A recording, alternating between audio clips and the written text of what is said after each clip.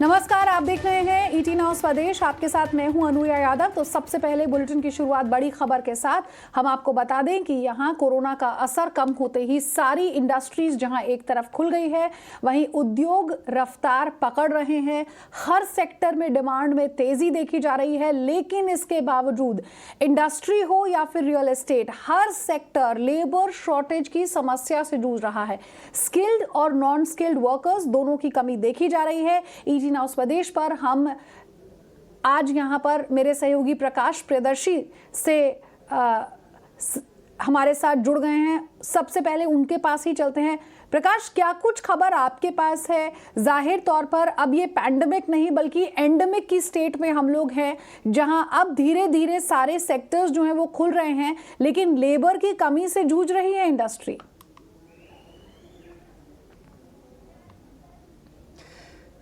देखिए, कहने के लिए तो ये एक तरीके से अर्थव्यवस्था के नज़रिए से देखें तो ये काफ़ी सकारात्मक संकेत हैं कि डिमांड में इतनी तेज़ी आई है कि अचानक से इंडस्ट्री को लेबर शॉर्टेज महसूस होने लगी और डिमांड को पूरा करने के लिए आंकड़ों पे अगर आप नज़र डालें, इंडस्ट्री के जो आंकड़े हैं, कई ऐसे सेक्टर्स हैं जहां पर जो डिमांड है वो प्री कोविड लेवल के से भी ज़्यादा हो गया है। 100% के लेवल पर ये डिमांड की जो रफ्तार है वो पहुंच गई है। कई ऐसे सेक्टर्स हैं जहां पर डिमांड रिकवरी 90% के लेवल पर पहुंच गई है। तो ये अच्छी बात है, लेकिन इस डिमांड को पूरी करने के लिए जो स्किल्ड मैन फोर्स चाहिए, जो लेबर्स चाहिए, उससे इंडस्ट्री को अभी मुश्किलों का सामना करना पड़ रहा है। इसकी क्या वजहें हैं उस पर हम बात करें, उसके पहले मैं आपको जल्दी जल्दी आंकड़े बता देता हूं। आंकड़े ये हैं कि अगर आप सबसे ज़्यादा इस वक्त जो इंडस्ट्री को मैन पावर की कमी महसूस हो रही है वो है मैन्युफैक्चरिंग सेक्टर, और खासकर वो मैन्युफैक्चरिंग सेक्टर जो एमएसएमई के अंदर में आ रही हैं, क्योंकि उनके पास वैसे भी मैन पावर्स कम होते हैं, छोटी इंडस्ट्री होती है, तो सबसे ज़्यादा वहाँ दिक्कतें आ रही हैं और वहाँ पर करीब करीब 30% की कमी देखी जा रही है। ट्रांसपोर्ट और लॉजिस्टिक सेक्टर में करीब 20 से 25% लेबर्स की कमी है। टेक्सटाइल और गारमेंट सेक्टर ऐसा है जहां पे करीब 25 से 30% लेबर शॉर्टेज देखी जा रही है। इंडस्ट्री ने इसको रिपोर्ट किया है। अब सवाल उठता है कि ये कमी क्यों महसूस की जा रही है। तो हमने कई ऐसे इंडस्ट्री चैम्बर्स से बात की, उनके रिप्रेजेंटेटिव से बात की। उनका ये कहना है कि एक बहुत बड़ी वजह जो है वो है फियर फैक्टर। जो पॉसिबल थर्ड वेव की बात की जा रही थी और जिस तरीके से फर्स्ट वेव और सेकेंड वेव के दौरान जो लेबरर्स हैं उनको काफ़ी दिक्कतें आई, उनको मजबूर होना पड़ा अपने नेटिव प्लेसेस को जाने के लिए। लिहाजा वो काफ़ी इस वक्त एहतियात बरत रहे हैं, जल्दी से वो उन जगहों पर लौटने में कतरा रहे हैं जहां पर वो काम कर रहे थे। लिहाजा वो वेट एंड वॉच के मूड में है।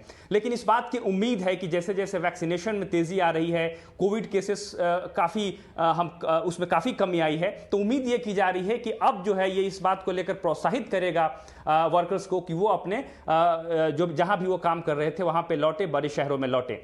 इसके अलावा खासकर आप नॉर्दर्न इंडिया में देखें तो फेस्टिवल सीजन है, दीपावली है, उसके बाद छठ है, तो भी इस सीजन में जो है जो वर्किंग क्लास है, जो लेबर्स हैं, वो इस बात को अहमियत देते हैं कि वो अपने घर पे रहें और एक बार जब ये फेस्टिवल सीजन की समाप्ति हो जाएगी फिर वो अपने वर्क प्लेस पे लौट सकते हैं, ये उम्मीद है। लेकिन ये देखने वाली बात होगी कि कितने लेबर्स लौट पाते हैं, क्योंकि हमने देखा था कि कोविड पीरियड के दौरान मनरेगा में भी काफ़ी तेजी आई थी, लोगों को वहां भी काम मिल गया है। लिहाजा वो लौट पाते हैं या लौट नहीं पाते हैं, ये देखने वाली बात होगी। इंडस्ट्री का ये कहना है कि इस वक्त जो है किसी तरीके से मैनेज करके काम चल रहा है, लेकिन अगर स्थितियां ऐसी बनी रहती हैं तो लेबर क्राइसिस हो सकती है। लिहाजा इस पर काफ़ी गंभीरता से सोचने की ज़रूरत है।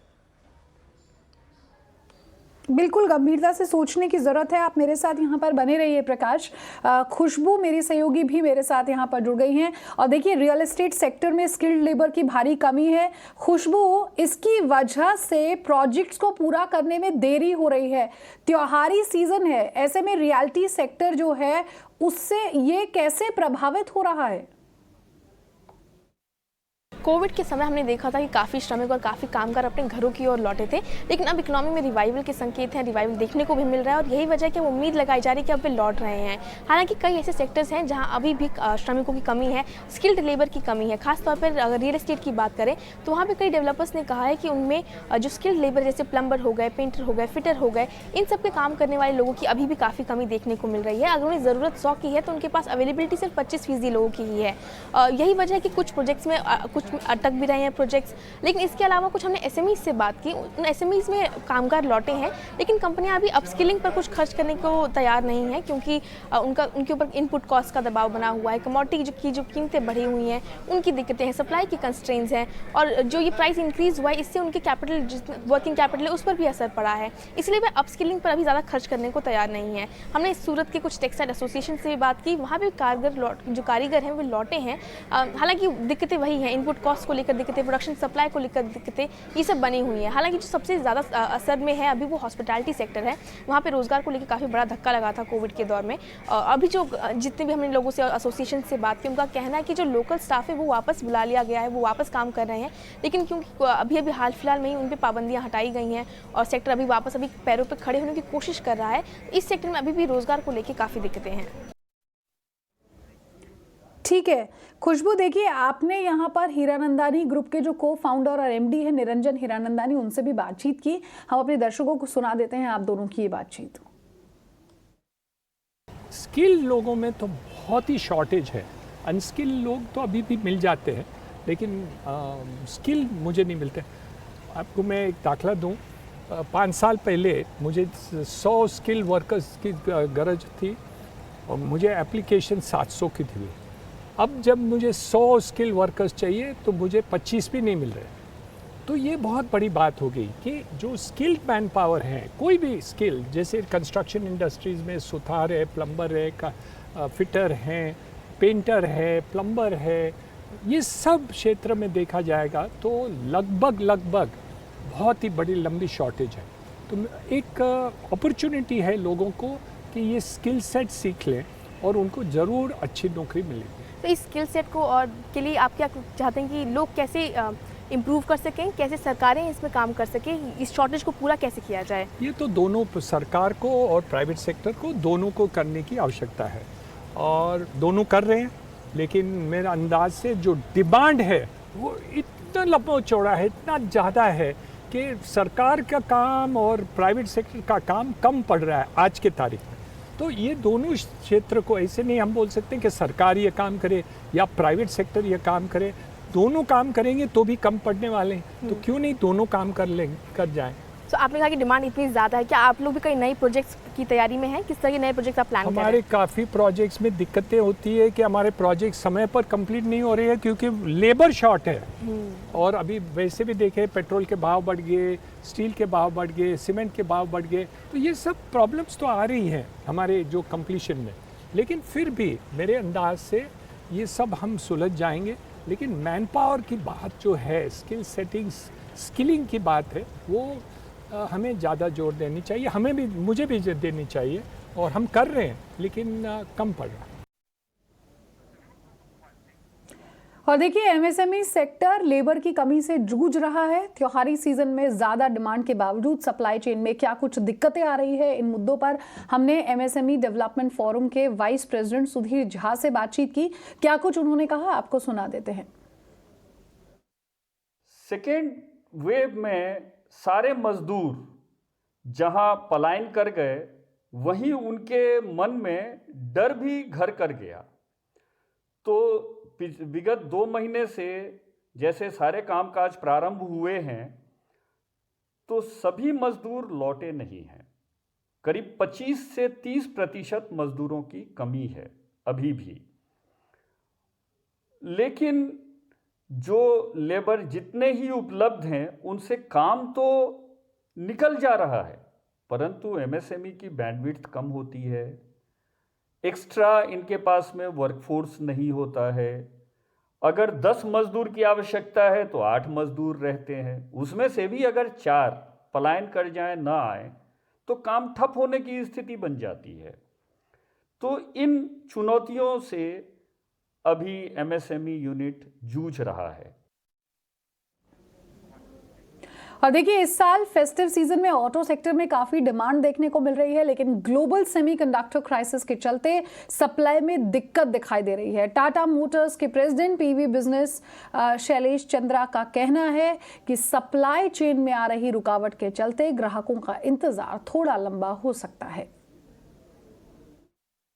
फेस्टिव सीजन में ग्राहकों में काफ़ी जोश है क्योंकि डिमांड में हम काफ़ी ग्रोथ देख रहे हैं, लेकिन सप्लाई जो है एक बहुत ही बड़ा स्पॉइल स्पॉट है इस उत्साह में जो ग्राहकों का है, और इसका इम्पैक्ट तो डेफिनेटली फील होगा इंडस्ट्री सेल्स में और वेटिंग पीरियड्स में सारे प्लेयर्स के अराउंड, क्योंकि डिमांड तो काफ़ी स्ट्रॉन्ग है और सप्लाईज़ उसके हिसाब से हम लोग दे नहीं पा रहे हैं पूरी इंडस्ट्री में। तो फेस्टिव सीज़न काफ़ी उत्साह कोविड फर्स्ट सेकेंड वेव के बाद, लेकिन इंडस्ट्री में जो सेमीकंडक्टर क्राइसिस है उससे सप्लाई कम होने के कारण ग्राहकों का वेटिंग पीरियड बढ़ चुका है। देखिए, कोल शॉर्टेज से जूझ रहे पावर प्लांट्स को सप्लाई बढ़ाने के लिए कोयला मंत्री, ऊर्जा मंत्री और रेलवे मंत्री ने अहम बैठक की है। इसमें फेस्टिव सीजन में बढ़ती हुई डिमांड को देखते हुए कोयले की सप्लाई और बढ़ाने के लिए चर्चा की गई। बैठक में और क्या कुछ निकलकर सामने आया, प्रकाश प्रियदर्शी मेरे साथ यहाँ पर एक बार फिर जुड़ गए हैं। प्रकाश, बताइए क्या कुछ और जानकारी है?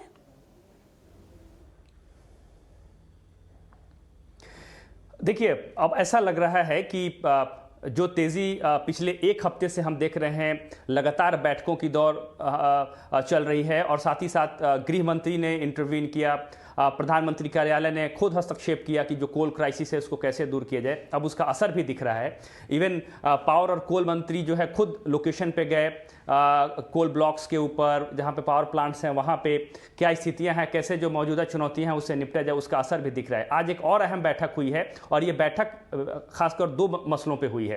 पहला तो ये कि कैसे सप्लाई जो है, क्योंकि कोल इंडिया के पिटहेड्स पे कोयले की प्रचुर मात्रा अभी अवेलेबल है, बट सप्लाई की दिक्कतें हैं, लिहाजा सप्लाई की दिक्कतें कैसे दूर की जाए। और इसके लिए रेलवे मंत्रालय के साथ बैठकर एक रणनीति पर चर्चा हुई है कि कैसे जल्दी से जल्दी ज़्यादा से ज़्यादा रेक्स जो हैं वो पावर प्लांट्स को दिए जाएं, ताकि जिन पावर प्लांट्स के पास कोयले की जो कोयले का जो स्टॉक है वो 2 या 3 दिन से भी कम रह गया है, उनके पास जल्दी से जल्दी कोयला पहुंचाया जाए। तो एक डिटेल रणनीति पर चर्चा हुई है और आप देखेंगे कि आने वाले दिनों में कोयले की ज़्यादा रेक्स जो है पावर प्लांट्स को मिलेंगे।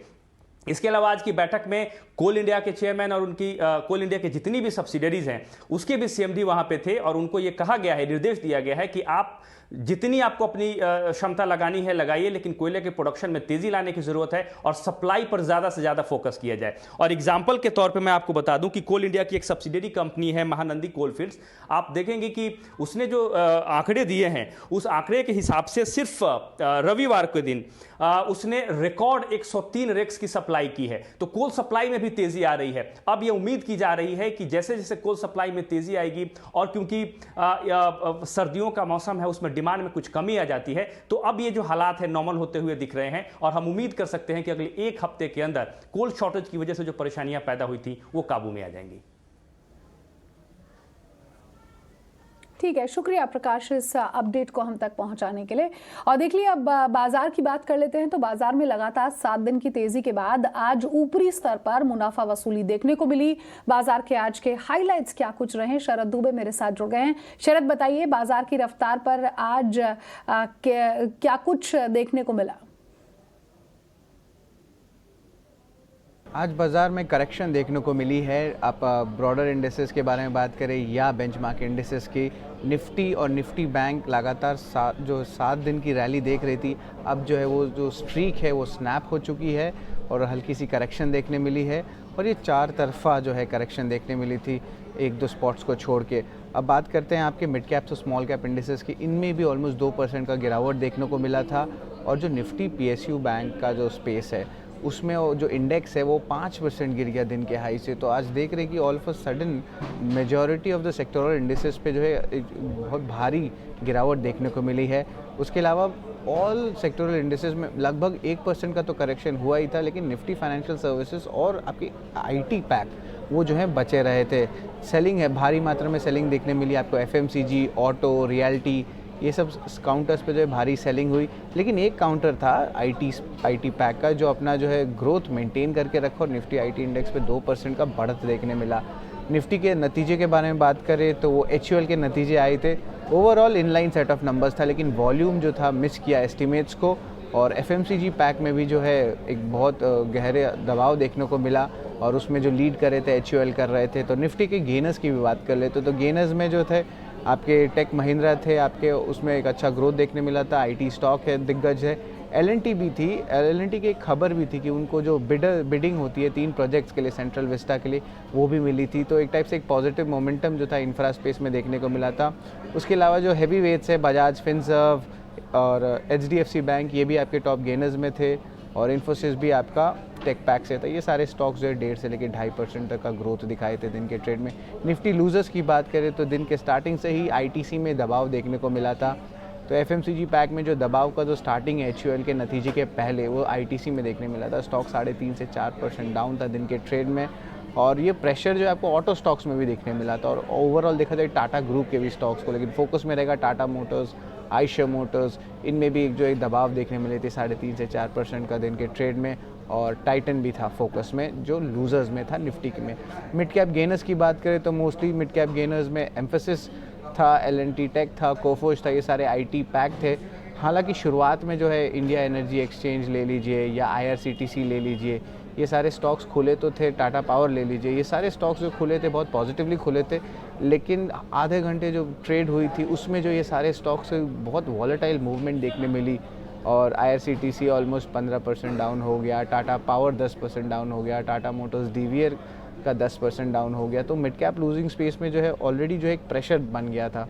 और उसके अलावा इंडियन बैंक भी था थोड़ा प्रेशर में, और जुबिलेंट इंग्रीविया के नतीजे आए थे दूसरे तिमाही के लिए। तो कॉस्ट जो होते हैं आपके, जो स्टॉक ऑलरेडी भाग चुका था एंटी डंपिंग ड्यूटी के बस पे, लेकिन स्टॉक का जो रिएक्शन हुआ है वो उसका बेसिकली इसलिए हुआ है क्योंकि कॉस्ट बढ़ गए थे, तो उसके कारण 12% स्टॉक गिर गया था दूसरे तिमाही के अपडेट को लेके।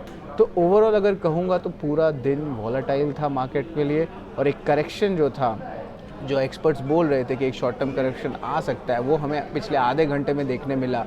तो ये बहुत इंटरेस्टिंग होगा कि कल सुबह ट्रेड खुलता है तो क्या सेक्टर्स पे और क्या ग्लोबल क्यूज़ रहते हैं। तो ये था आज का मार्केट रैप। ठीक है, शुक्रिया शरद इस अपडेट के लिए। और देखिए, मौजूदा वित्त वर्ष में रेलवे रेगुलेटर बन सकता है। बताया जा रहा है कि सरकार ये फैसला रेल यात्री किरायों को राजनीति से मुक्त करने के लिए कर सकती है। मेरे साथ मेरे सहयोगी समीर दीक्षित यहाँ पर ज्यादा अपडेट के जुड़ गए हैं। समीर, विस्तार से बताइए इस खबर को किस तरह से देखा जाए और इसके मायने क्या होंगे? जी बिल्कुल, लगातार रेलवे में एक रेगुलेटर बनाने की ये कोशिश कई लंबे समय से चल रही थी। ये कोशिश कई बार जो है वो लगभग अंतिम पड़ाव तक पहुंची, लेकिन फिर वो हकीकत में तब्दील नहीं हुई। इस बार माना यह जा रहा है कि ये कोशिश एक बार फिर से जो की जा रही है ये अब अपने अंतिम स्वरूप तक जरूर पहुंचेगी।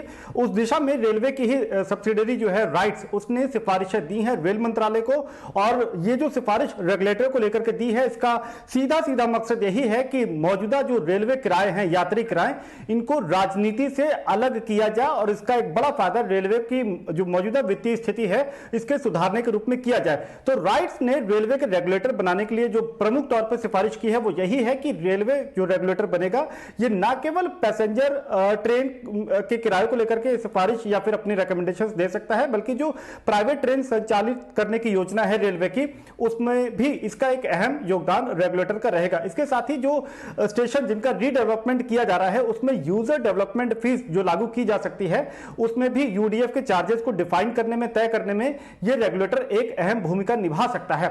इसके साथ जो मौजूदा माल भाड़ा है या फ्रेट सेगमेंट है, उसमें भी रेगुलेटर जो है वो इस तरीके से अपनी भूमिका निभा सकता है ताकि एक बड़ा फायदा रेलवे को मिले उसके फाइनेंशियल्स के, उसके रेवेन्यू के इंप्रूवमेंट को लेकर के। तो रेगुलेटर को इस तरीके से बनाया जा रहा है ताकि जिस तरीके से टेलीकॉम या एयरपोर्ट में एक रेगुलेटर बनाया गया है और वो ये तय करता है कि क्या कुछ किराए रहेंगे स्टेशन के इस्तेमाल के या यात्री किराए क्या कुछ हो सकते हैं, ठीक वैसे ही रेगुलेटर रेलवे में भी हो जो रेलवे की फाइनेंशियल्स को इंप्रूव करने में और यात्री सुविधाओं के बढ़ोतरी में एक अहम भूमिका निभाए। माना यह जा रहा है कि यह रेगुलेटर बनाने की दिशा में इसी वित्त वर्ष में यानी कि 2021-22 में ही कोई ठोस कदम उठाया जा सकता है, इसको अमली जामा पहनाया जा सकता है। और इसके बाद आप देख सकते हैं कि रेगुलेटर के आने से जो मौजूदा राजनीति होती है किराए को लेकर के, ये काफी हद तक ये दिक्कत भी रेलवे दूर कर पाएगा। जी बिल्कुल बिल्कुल, बहुत बहुत शुक्रिया समीर दीक्षित इस अपडेट को हम तक पहुंचाने के लिए। और ईटी नाउ स्वदेश के इस बुलेटिन में अभी के लिए बस इतना ही, लेकिन खबरों का सिलसिला लगातार जारी है। आप बने रहिए हमारे साथ। नमस्कार।